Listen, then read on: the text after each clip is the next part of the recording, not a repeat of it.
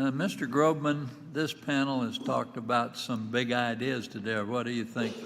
Absolutely. I think the one thing that we heard universally across this panel is using Social Security numbers as authenticators is something that needs to be addressed as the most time-critical element of the issue. I think that any problems with a biometric system are demonstrated by the recent breach of the OPM. Would all the panelists agree that that's a reasonable concern? I think it very much depends on the problem that you're trying to solve. In India, part of what they were trying to solve was there was no starting point, and they needed to ensure that an individual only registered a single time for benefits.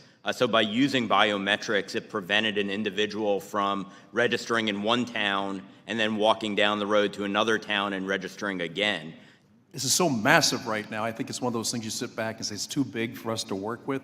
But I like Mr. Grumman. It's only going to get bigger and bigger and more expensive if we don't do it. Absolutely, and I think following up on that comment, one of the things we need to look at is the opportunity cost of continuing to try to protect Social Security numbers from becoming public when we know that they're already public in so many cases. So although there were a number of interesting efforts put forward in the last few years to reduce the disclosure of Social Security numbers, what I would ask is, what if we repurposed all of those efforts into building a modern authentication system so that we just simply use Social Security number as an identity, not an authenticator?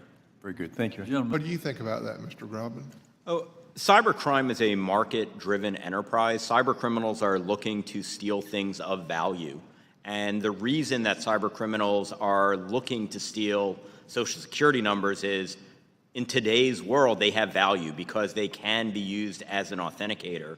One of the most practical ways to stop the theft is to devalue what they are going after. And that is, in general, a much more practical mechanism